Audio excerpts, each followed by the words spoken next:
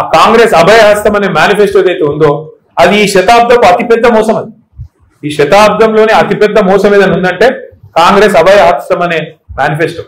ఒక్క వర్గం కాదు, అందరినీ మోసం చేసింది. ఖార్గే సాబ్ వచ్చిండు, వచ్చి చేవెళ్ళలో అయిపోయింది 10 లక్షలు వాళ్ళు ఇస్తే 12 లక్షలు మేము ఇస్తాం. దళితులకు 18% వాటా ఇస్తాం ప్రభుత్వ కాంట్రాక్ట్లలో. ఇచ్చిర్రా? పెంచుతామన్నారు, పెన్షన్లు పెంచిండ్రా? ఇంకెన్ని చెప్పినా ఒకటి కాదు, ఇన్నునే ఇదే పెద్ద లిస్ట్ ఉందా? నేను ఫస్ట్ మహేష్ని కోరేది ఏంటంటే ఫస్ట్ మనోళ్ళకి నేర్పిను అలా మేనిఫెస్టోలా ఎస్సీ ఎస్టీ డిక్లరేషన్లా దళితులకు ఇచ్చిన మాటలు ఏంది? ఉత్త దళిత బందే కాదు, ఎంత లంగలంటే ఏది వరకు అదే చెప్పుకుంటా వేరు నోటికి ఎంత వస్తాంత. శ్రీధర్ బాబు అంటే ఆయన రాసిండు మేనిఫెస్టో, చైర్మన్ ఆయన. నేను అసెంబ్లీలో ఆయన లేచినప్పుడల్లా అడుగుతా, ఏమైనా నువ్వే కదా చైర్మన్, నువ్వు ఇలా బాగా నడుపుతున్నావు? ఇస్తామండి అంటాడు. ఇస్తామండి అంటే నువ్వే చెప్పినావు కదా 100 రోజులు ఇస్తా అని. 100 రోజుల్లో ఇస్తా, 6 అయినా ఇటు సోరుడు అటు పొడిచినా అని డైలాగ్ ఏం కాదు. అందుకే అడుగుతున్నాం, 100 రోజుల్లో చేయలేదు కాబట్టి 600 రోజులు అయింది కాబట్టి అడుగుతున్నాం బరాబర్. అంటే వాళ్ళకు ఇంకో రోజు వస్తాను. ఇక ముఖ్యమంత్రి ఏమని అడిగి మీరు చూస్తాను, ఆయన మాటలు ఆయన పద్ధతులు. ఎవడన్నా అంటాడే ఊళ్ళల్లో ఆఖరికి పైసలు లేనోడన్నా మాట్లాడతారు అట్లా. లోపల బని పొక్కలున్న మీదికెళ్ళి మాత్రం తెల్లంగా వేసుకొని ఏం షాన్మే ఫరక్ని అని అన్నట్టు ఉంటాం. ఎవడన్నా ముఖ్యమంత్రి నేను ఢిల్లీకి పోతున్నాను కలుపుతలేరు, చెప్పులు ఎత్తుకపోతున్నామో అని అపాయింట్మెంట్ ఇస్తలేరు, ఎవడన్నా అంటాడా? అరే ఇంత అన్యాయం మాటలు. ఇంకా ఘోరం ఏంటంటే, ఇంకా ఘోరం ఏం చేస్తారా, ఆయన కోసుక తింటారా? ఏమంటారు ఆయన కోసుక తింటారా అంటే కోసుక గుర్రెనా మేకనా లేకపోతే చికెనా? కోసుక తింటారా? నన్ను ఏం చెప్తారు మీరు అంటే నేను గద్దె మీద కూర్చున్నా, ఇప్పుడు నన్ను ఏం బిక్తారు మీరు అంటూ. మరి ఏం బిక్తారు అంటే మరి పీకేది మనమే చూపెట్టాలి. రేపు లోకల్ బాడీ ఎలక్షన్ రావచ్చు. ఆయన ధీమా ఏంది? ఇప్పుడు డాక్టర్ అంబేద్కర్ గారు మన రాజ్యాంగ నిర్మాత, భారతరత్న, పాపం పెద్ద మనిషి అన్ని ఆలోచన చేసింది, అద్భుతమైన రాజ్యాంగం రాసింది. కానీ గిసొంటి లంగాలు ఉంటారని ఆయన కూడా ఉంచారు. గద్దెనెక్కినండి మళ్ళీ తిరిగి 5 ఏళ్ళ లోపల దించే అవకాశం లేదు. ఎక్కిననుకో కూర్చోవాలి, మళ్ళీ మనం దించాలని మళ్ళీ 5 ఏళ్ళు చూడాలి ఇంతదా. పాపం ఆయన కూడా పెద్ద మనిషి రీకాల్ వ్యవస్థ అని పెట్టలేదు. కొన్ని దేశాలలో ఉంది రీకాల్, అంటే ఇచ్చిన మాట నెరవేర్చకపోతే మళ్ళీ ఇంకా పిలుచుకునే అధికారం ప్రజలకు ఉంటుంది. గసొంటి వస్తే ఇటువంటి లంగాలు కూడా భయపడతారు. లేకపోతే ఏంటి, ఇవాళ నన్ను ఏం బిక్తారు మీరు? ఏమనంటే కేసీఆర్ మీద బట్టగాలుస్తా, వేస్తా, తెల్లారులేస్తే డైలాగులు కొడతా, కేసీఆర్ని తిడతా, ఏమేమి మాటలు ఆయన ఇంటే ఆయన నోటికి మొక్కాలి. గుడ్లు వీకి గోటిలాడుతాడు, మెడలో పేగులు వేసుకుంటాడు, బట్టలు కూడా తీసి కొడుతున్నాడు. వీడు ముఖ్యమంత్రి. మళ్ళీ వానేమని తిరిగితే నాకు బలపాటు. ఇదో పెద్ద కథ. మళ్ళీ వాడిని గట్టిగా ఉంది అన్న అనుకో, మా లచ్చనని అంటాడు, నువ్వు తిట్టాకు సార్. నేను తిడతలేనే వాడు చెప్పి నేను చెప్తున్నాను, నేను చెప్తున్నాను ఆయన భాషలో ఆయనకు అర్థమయ్యేటట్టు చెప్తున్నా అని చెప్తున్నా. ఏం చెప్పాలి మరిగా? ఇప్పుడు కుక్కగాడుకు చెప్పు దెబ్బ, మరి ఏం చేయాలి? నేను మాకు ఇష్టం లేదు తిట్టుడు, ఆ భాష ఇష్టం లేదు, కానీ తప్పలేదు. ఎందుకంటే ఆయనకు ఇంకో భాష అర్థమైతలేదు. నిన్న కూడా కేసీఆర్ తుంగతుర్తికి, కోదాడకు, సూర్యాపేటకు చివరి మడి వరకు నీళ్ళు ఇచ్చింది కేసీఆర్ కాళేశ్వరం ద్వారా. అది ఆయనకు తెలుసు, తెలియదని కాదు. కానీ ఎంత లంగా అంటే ఈయన వచ్చినాక 2 ఏళ్ల నుంచి నీళ్ళు లేవు. అన్ని తెలుసు, ఇది తెలుసు, అది తెలుసు. కానీ చర్చకు వస్తావా అంటాడు. మొన్న పోయినాం చర్చకు రమ్మండి, ఆడికెళ్ళి మళ్ళీ వీకి మళ్ళీ చర్చకు వస్తావా నిన్న డైలాగ్. ఏమనాలి?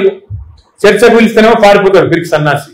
మళ్ళా నువ్వు చర్చకు వస్తావా కేసీఆర్, నాగార్జున సాగర్ కట్ట మీదకి వస్తావా? మేమన్నాం ఇక రారాబాయి మరి మేడిగడ్డ బరాజ్ మీదకి రాయిగా ఆడిడేందుకు. మంచిగా ఉంది, అది కూలిపోలే.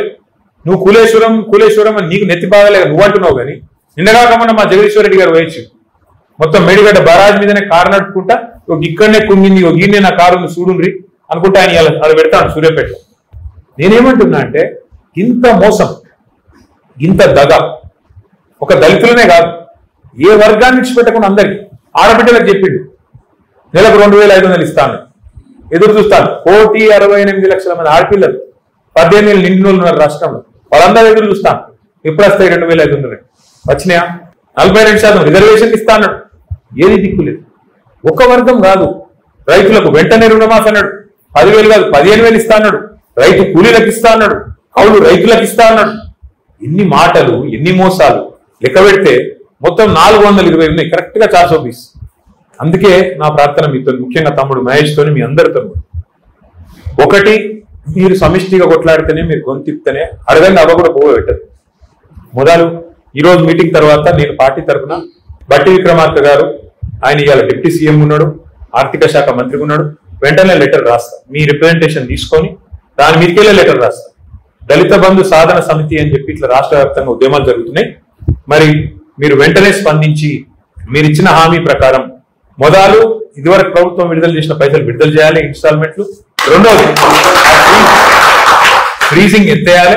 మూడోది మరి మీరు ఇచ్చిన అంబేద్కర్ అభయహస్తం మేనిఫెస్టో ఏదైతుందో అందులో మీరే చెప్పారు 10 కాదు 12 ఇస్తా అని. ఎప్పటి నుంచి చాలు చేస్తావు? ఇదివరకు ఇచ్చినవి ఎప్పుడు రిలీజ్ చేస్తావు? ఇవి ఎప్పటి నుంచి చాలు చేస్తావు చెప్పాలని అడుగుతాను. అట్లా ఆయనకు యాద్ చేస్తా. కేసీఆర్ ఉన్నప్పుడు 1022 గురుకుల పాఠశాలలు పెట్టినారు. ఇలా గురుకుల పాఠశాలల్లో ప్రతిరోజు ఒక చెడ్డవారు, ప్రతిరోజు ఫలానా కాడ పిల్లలకు బోసక్కగా లేక ఫుడ్ పాయిజనింగ్ అయింది, 30 మంది అస్వస్థత, 40 మంది ఇట్లా, ఇప్పటికి 100 మంది పిల్లలు చచ్చిపోయినారు, 1000 మంది ఇప్పటికీ ఆసుపత్రిలో పాలైంది. నీ పిల్లలకి ఇట్లా ఎత్తుకుంటావా రేవంత్ రెడ్డి అని నేను అడిగినాను కడుపుగాలి. నీ పిల్లలకు, నీ బిడ్డకో నీ మన్మన్కో ఇట్లా ఎత్తుకుంటావా? ఇదే తిండి పెడుతుకుంటావా? ఇలా సాంబార్ వాళ్ళకు పైసలు ఇస్తలేదు. పెద్ద పెద్ద కాంట్రాక్టర్లకేమో పైసలు, వాళ్ళకు అలా ఫుడ్ పెట్టేటోళ్ళకి పైసలు ఇస్తలేరు గురుకులాలకు.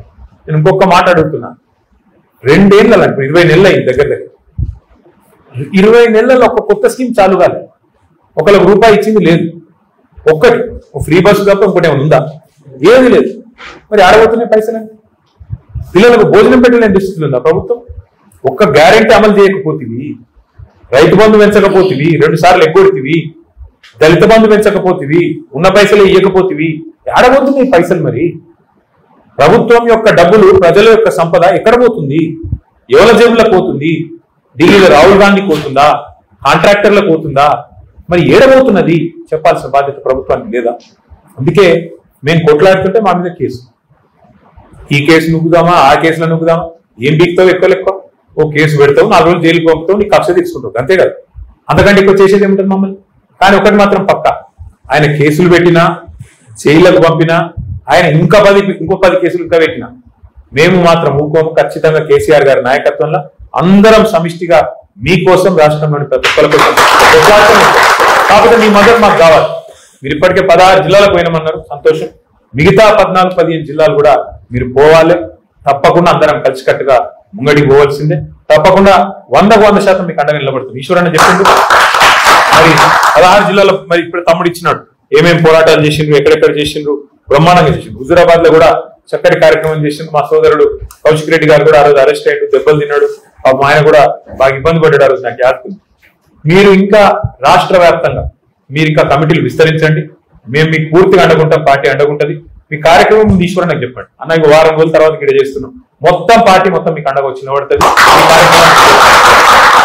కేసీఆర్ గారు మా అందరు కూడా చెప్తా ఉన్నాడు, ఏందా మీరు దళిత బంధు మర్చిపోయినరా, ఎందుకు మాట్లాడతలేరు మీరందరూ, ఏం పుట్టింది మీకు అని చెప్పి మాకు కూడా ఎప్పటికప్పుడు సార్ చెప్తూనే ఉంటారు.